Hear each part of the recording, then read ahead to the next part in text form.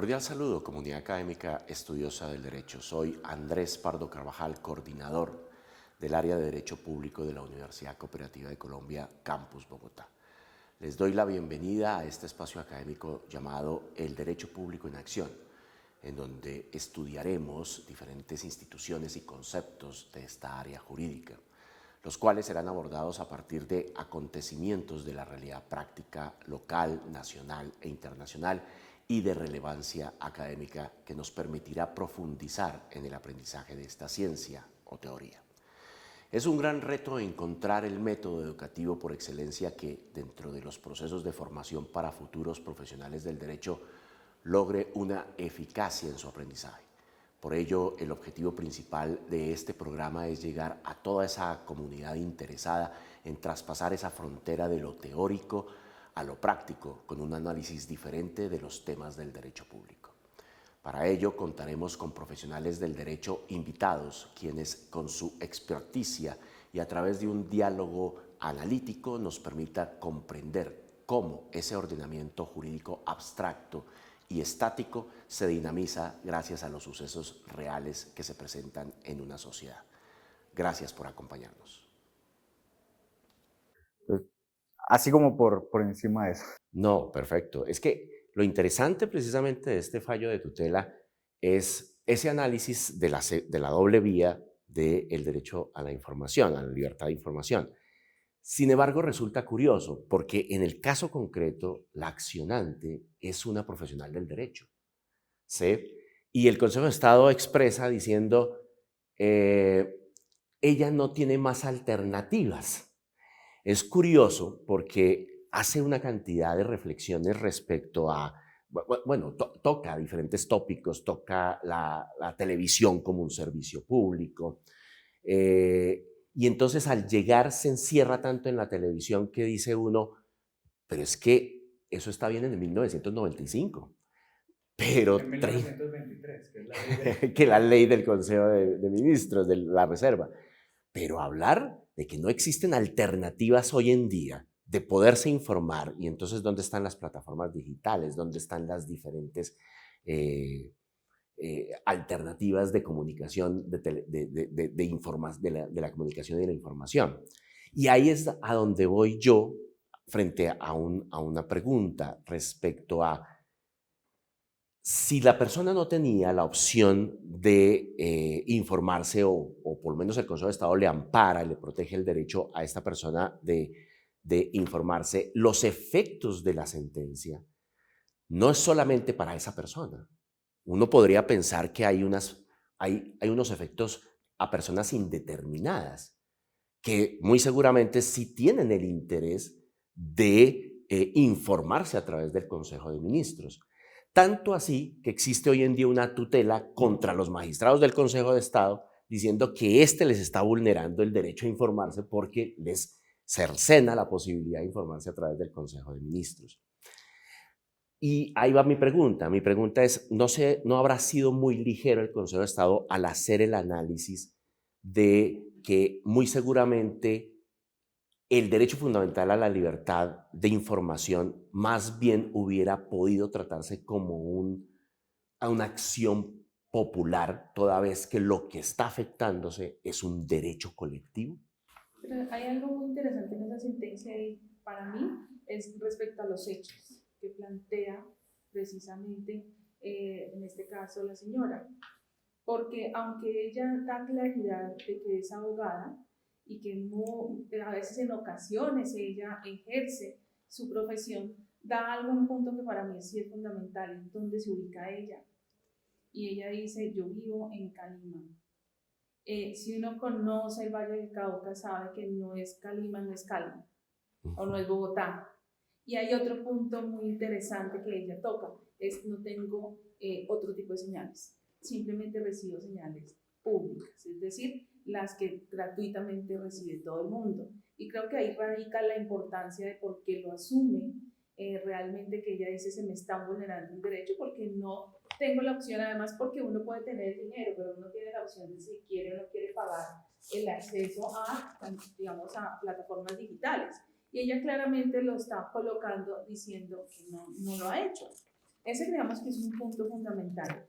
Y lo otro que toca de entrada el Consejo de Estado precisamente da la claridad respecto por qué no es una acción popular, porque ella no está manifestando en su tutela que está protegiendo o no quiere utilizar la acción de tutela como mecanismo transitorio para posterior a eso presentar una acción popular, que hubiese sido una de las tantas opciones, pero ella es claramente diciendo, es mi derecho individual, no estoy hablando solamente de mí, y por lo tanto el Consejo de Estado dice es que ella está hablando desde su derecho, en ningún momento está hablando del derecho de los demás. Creo que en eso también ella fue muy estratégica hablándolo jurídicamente. Y el otro punto que toma el Consejo de Estado es que tampoco es una acción de cumplimiento, porque si bien es cierto, toca normas, ella no está diciendo que se cumpla la ley. Está diciendo es que hay unas actuaciones, hay unos hechos que le están vulnerando el derecho fundamental. Y otro punto muy interesante que creería yo que toca el Consejo de Estado en este caso es que no estamos hablando que aunque las consecuencias de su sentencia va a estar determinadas a más de una persona, lo que pasa es que él está diciendo es que en este caso a quien se le está colocando la acción de tutela es su función y lo que está haciendo, porque es la figura del presidente de la República, esa consecuencia sí es para todo el mundo, o sea, no genera la consecuencia de ella, sino en este caso la legitimación por pasiva.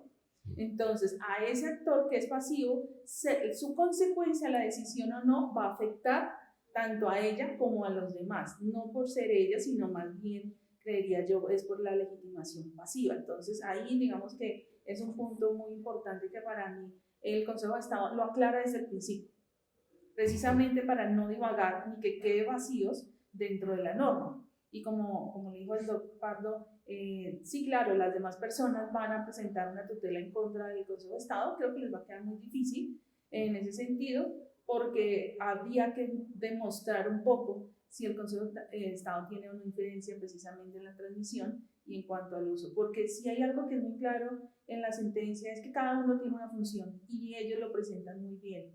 Y es así que también dice, mire, ni siquiera es para la presidencia de la República, directamente es el presidente, dejando como la claridad y no dejando como, no sé, puertas abiertas, sino dejando como un solo hilo conductor frente a eso y una vez respondiendo a todo lo demás. Perfecto. Doctora Imar, precisamente la sentencia, el Consejo de Estado pasa por varios temas. Habíamos mencionado que toca la televisión como un servicio público, hay un régimen jurídico especial para la televisión. También habla de los consejos de ministros que parece ser que los confunden o los califica como una especie de alocución presidencial. Usted como experto en texto, en temas de argumentación, ¿usted logra identificar alguna técnica argumentativa dentro de la sentencia? Bueno, hay algo que me parece bien curioso en el desarrollo de la sentencia, y es que me parece bastante ligera o superficial en el desarrollo de esa argumentación que debería ser el Consejo de Estado, ¿no? El Consejo de Estado en ningún momento analiza estos factores que mencionábamos anteriormente, ¿no? Yo decía, el derecho a la información se da en doble vía, pero para analizar efectivamente si existe un abuso dentro del derecho a la información o una violación al derecho a la información en el receptor, habría que analizar las subjetividades, ¿no? Eso es un llamado también que ha venido haciendo últimamente, por ejemplo, la Corte Constitucional o incluso a veces la Corte Suprema de Justicia, en tener en cuenta quiénes son las partes que intervienen dentro de un proceso, dentro de una acción, ¿no? ¿Cuáles son esas subjetividades, ¿no? Y a partir de ahí, pues el Consejo de Estado no desarrolla, por ejemplo, simplemente se centra en que es el presidente y ya asume de entrada que por ser el presidente una figura que tiene amplísimos títulos dentro del contexto colombiano, ¿no? Jefe de Estado, jefe de gobierno, autoridad administrativa, todo eso, pues ya por el simple hecho de ser presidente, su mensaje, pues hay un ejercicio de poder, ¿no? Constituye un ejercicio de poder, su mensaje constituye propaganda en cierta medida, cuando no necesariamente es así, ¿no? Entonces no analiza qué fue lo que se dijo dentro del Consejo de Ministros, por ejemplo, no se analiza el mensaje, no se analiza el alcance que tiene el mensaje, no se analiza la relevancia que puede llegar a tener el mensaje para la sociedad colombiana en general, ¿cierto? Y por otra parte, pues no analiza tampoco al receptor, porque si bien la señora, como lo ha dicho la doctora Ana María, tiene efectivamente esos derechos a no informarse incluso, pues tiene unas condiciones igual particulares, ¿no? Es decir, incluso más allá de que el sitio donde vive, podríamos decir, su propia subjetividad la hace conocedora del derecho, ¿no? Por ejemplo, tiene un mayor conocimiento y un mayor grado de responsabilidad en la forma en que asume las alocuciones presidenciales o los consejos de ministros, o en últimas, esa información que deriva, en este caso, del gobierno, ¿no? Entonces, no hay un análisis profundo de eso, y entonces, en ese sentido, considero que el Consejo de Estado es bastante ligero, porque no se evidencia efectivamente en qué punto se encuentra la vulneración al derecho a la información de esta señora, ¿cierto? A no ser de que empecemos ahora a proteger ya unos derechos, el contrario del derecho, ¿no? Entonces, protegemos el derecho a la información, pero también protegemos el derecho a no estar informado.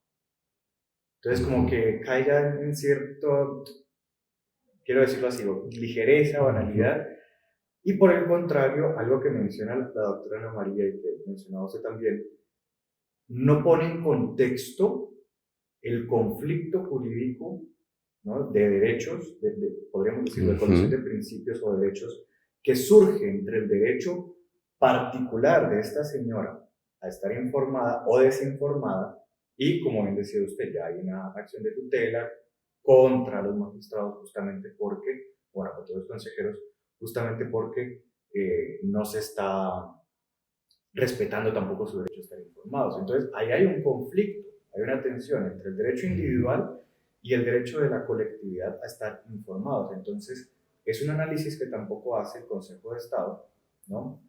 Y que, digo yo, si esto estuviera ante la Corte Constitucional, estamos acostumbrados a sentencias mucho más extensas, mucho más desarrolladas, mucho más puntuales, que empieza a determinar la pregunta inicial que usted me hacía, ¿no? ¿Cuáles son los alcances? ¿Cuál es el grado de protección? ¿Cuál es el grado de afectación que pudiese llegar a tener la persona, ¿no?, que está reclamando el derecho a la información, ¿no? Pero ese análisis no se hace. Entonces, a ver, ¿puede haber una técnica argumentativa? Sí, pero entiendo yo, o creería yo, que es muy superficial y que no apunta realmente a las técnicas que pudo haber utilizado, como pudiese ser el juicio de ponderación, ¿no?, que es una estrategia muy importante justamente para calcular acá esta clase de situaciones.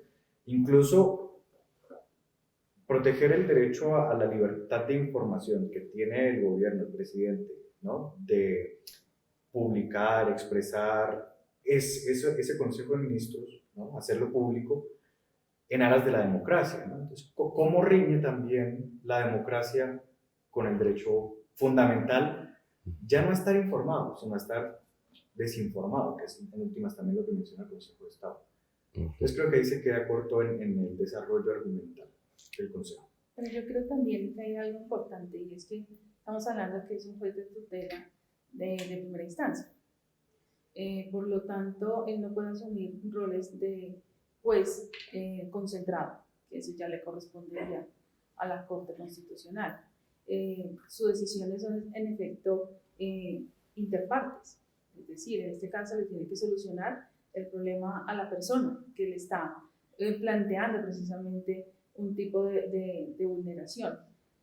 Si bien es cierto, los jueces tienen que motivar la sentencia y tener una muy buena argumentación, pues ellos tampoco podrían, digamos, ser unos jueces ya a nivel concentrado, porque simplemente le corresponde a la Corte Constitucional, y por eso todas las sentencias tienen que subir, para que eventualmente ellos, como corte de cierre, pues si quieren convertir esa tutela en una SU, pues fabuloso. Digamos que eso también es algo muy importante, porque también deja entrever la Corte, el Consejo de Estado, perdón, que la Corte no ha hecho ese análisis, que ya debió haberlo hecho en sentencias, y por eso los muestran ahí tipo C, en varias, en donde no, aunque se dice que si bien es cierto, es una potestad que tiene el presidente de la República y hace un análisis de muy chiquito, en eso sí estamos de acuerdo, en que no analiza a profundidad varios temas, pero sí deja a la luz varios temas que la Corte debe de tener en cuenta. Uno de ellos es precisamente el abuso del derecho.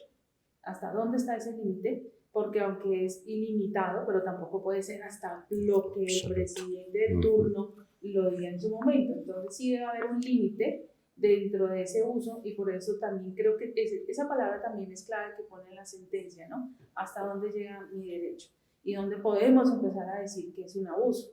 Empezando porque el Consejo de Ministros, y también hay una parte muy interesante que dice que se supone que es reservado.